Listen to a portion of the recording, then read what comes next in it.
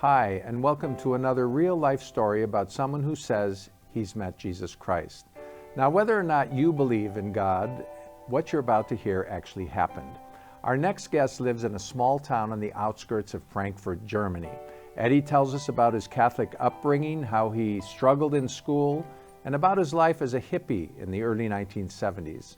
He became involved in drugs and nearly ended up committing suicide. But one day, Eddie says, he met God and his whole life changed.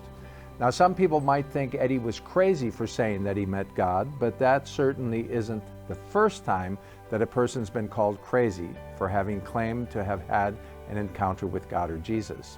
Now, here in his own words is Eddie's story. Hi, so my name is Eddie Sturm.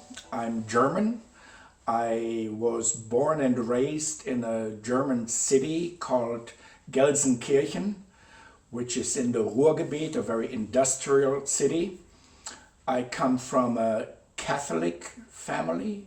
My father and mother both were Catholic. I guess it was against the religious laws in those days to marry somebody of another faith. And I have one older brother. And I have two brothers in heaven. They died when they were very young. One only 3 months old, and the other one was died right after birth. I went to a Catholic school, and then I went to middle school, which was an only boys school. And some background information maybe is that my brother is a lot smarter than me, or at least I thought so, because he was always bringing home good grades, whereas I didn't like school. I just, was not interested in learning. And so my brother got a lot of praise and attention from my parents and my relatives, whereas I was always kind of scolded and kind of looked down upon. And I think the fact that that happened made me kind of rebellious at a very young age. So when I found out I could get attention from my peers and my friends, I started to do crazy stuff. I got drunk the first time, I think when I was 14, 15.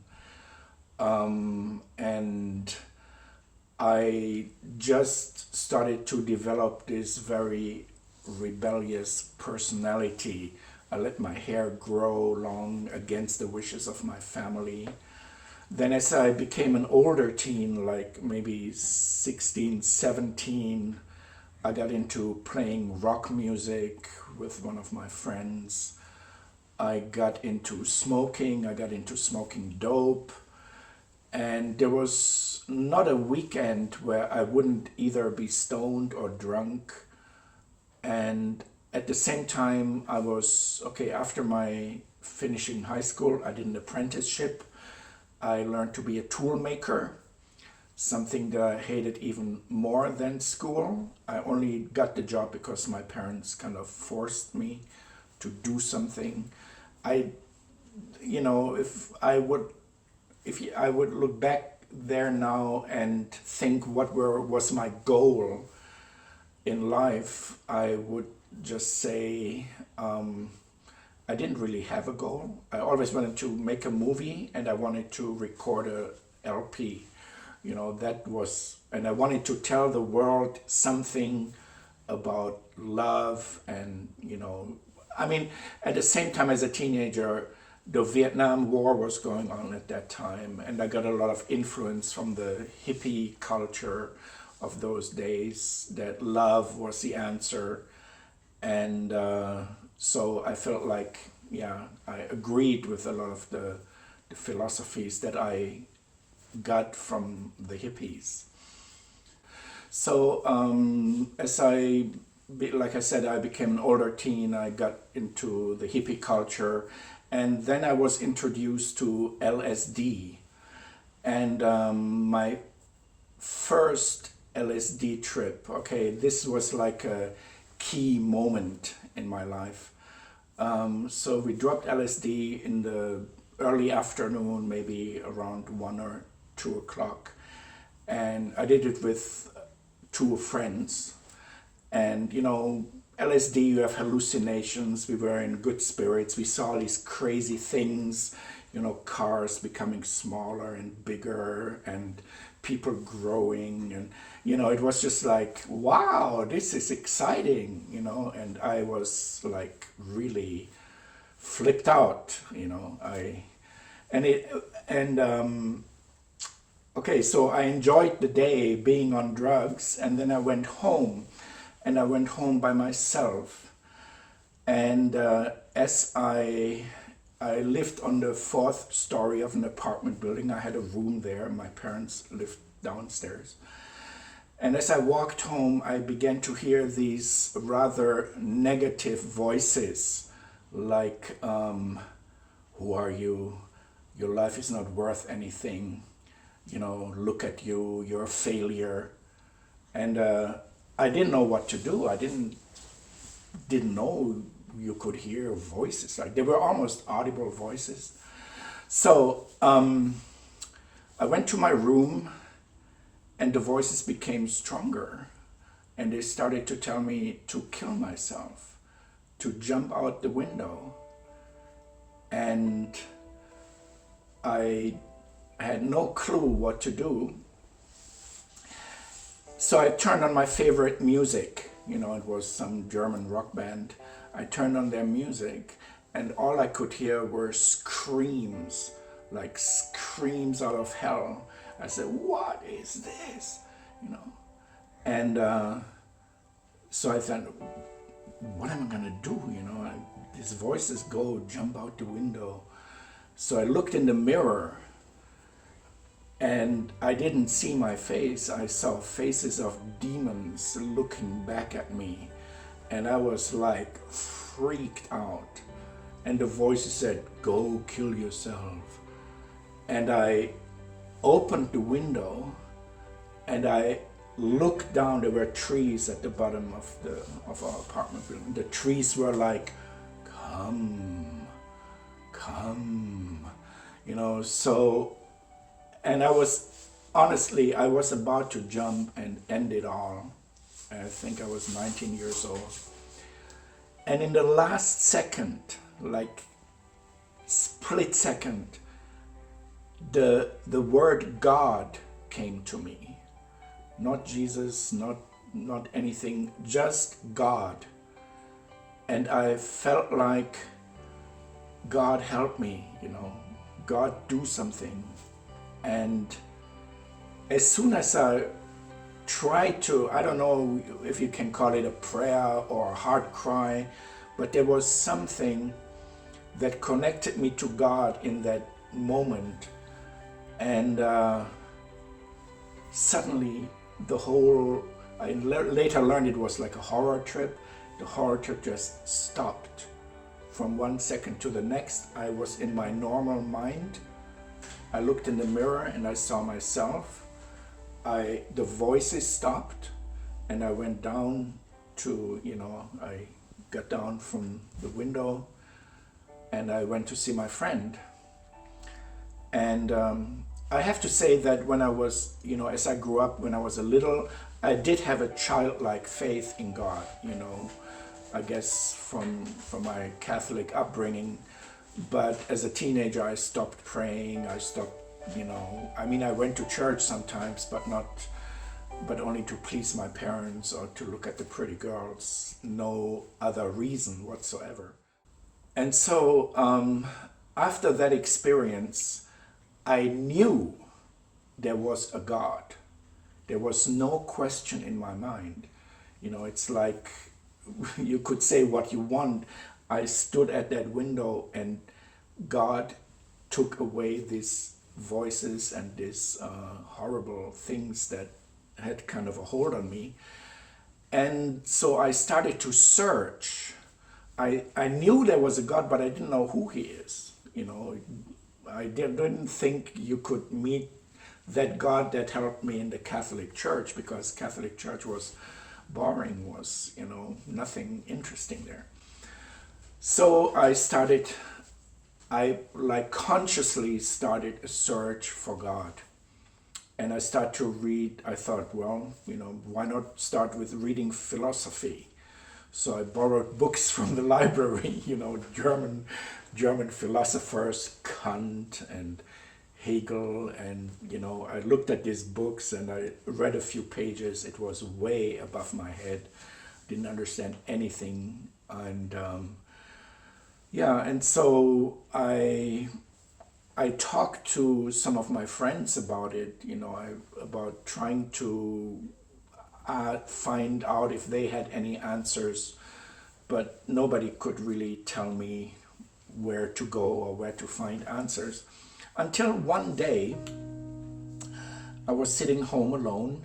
My parents were visiting somebody, and the doorbell rang, and there came this young man, and he asked me if I want to hear about Jesus. And I said, yeah, why not? This is new. And he looked quite happy and quite, animated we were about the same age. So I said, yeah, why not? Come on in and talk, And it turned out that I actually heard about this guy. He was like one of the biggest dealers in our city. And I heard stories about him where he left his body. Those were like huge things among the hippies. Wow, this guy left his body. Did you hear that? And so he was this guy that I had heard about, and he just kept talking to me about Jesus and the Bible and how that had changed his life. And I listened, and he told me an interesting thing. He said, look, if I have a drink here, and I tell you this drink is from the Amazon, it's from all these exotic fruits, and I drank it and it gave me this real energy and power. I can tell you all I want about the drink, but you have to try it yourself. If you don't try it, you will never know. And that made a huge impression on me. And he said, well, why don't you read the Bible? Do you have a Bible? And just read it for yourself, and you'll find the answers. And I said, okay, great, and then he left. I think I talked for 3 hours with him, and after that I felt a very strong hunger that I need to start reading the Bible. So you may or may not know this, but in the Catholic Church, in those days, in my family, it was forbidden to read the Bible. So I asked my mother for a Bible. I knew she had one. She said, no way, you're not going to read the Bible. I was 19 years old. I mean, I could have bought it in a shop. But anyhow, so I stole it from her one night or afternoon when she wasn't looking. I located it, and I borrowed it from her. And I started to read the Bible for the first time in my life when I was 19. And the words of Jesus just spoke to me. It was like, wow, wow. And especially what impressed me the most was the Sermon on the Mount, where Jesus said, for example, don't judge people, look at the beam in your own eye before you see the splinter in your neighbor's eye. And those things just, they turned me on. They were better than drugs, just reading the words of Jesus. Then there comes another key experience, because I started to read the Bible, I started to tell all my friends about it. I started to debate with them. I knew God was real. I felt the Bible is the truth. And, when I told them, they had nothing to, there was nobody who could give me any counter arguments. Okay, so to the next key experience. Okay, so the friend that I took drugs with, we were still friends, and I told him about my faith and stuff, my newfound faith, but He wasn't so interested. Anyhow, we had this crazy idea to hitchhike to France one day. And we both did this apprenticeship, and he said, yeah, let's do that. Let's do it tomorrow. So we decided from one day to the next to hitchhike to France. We didn't have much money. Hitchhiking was very in vogue in those days. And so in those days, you could stand on the highway and just put out your thumb and cars would stop and take you. So we went to the highway and stood there for maybe 2 or 3 hours. And I didn't have any idea what to do. My friend had these crazy ideas. He said, let's dance or do something to attract the attention of the drivers, but nothing happened. And then I decided to pray. I think it was the first time I consciously, with faith, prayed. I didn't know what to pray, so I just said the Lord's Prayer. I said, Our Father, which art in heaven, hallowed be thy name. And then I looked up into the sky and I saw the word Jesus written all over the sky. Now, I don't know how that happened. That was like a vision. I saw Jesus and I put out my hand and the next car stopped. And the next car was a Mercedes 600, the fanciest car you could buy in those days. A black car with white leather seats inside. And the driver was a black man with white gloves. And he came and opened the door for us. And he said, please get in. Where are you going?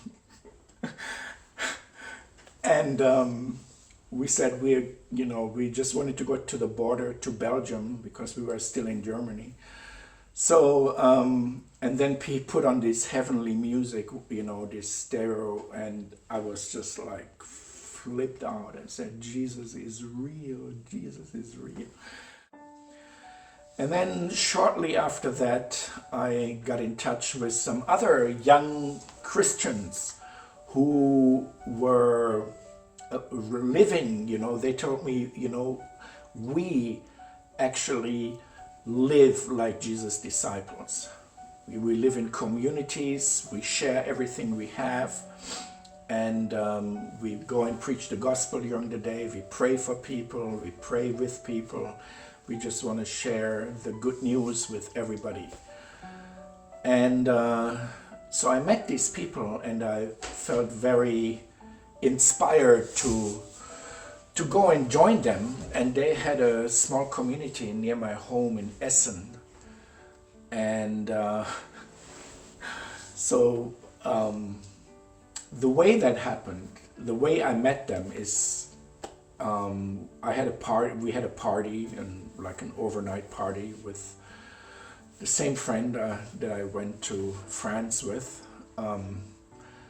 And in the middle of the night, these two guys appeared, and their names were Peter and Paul.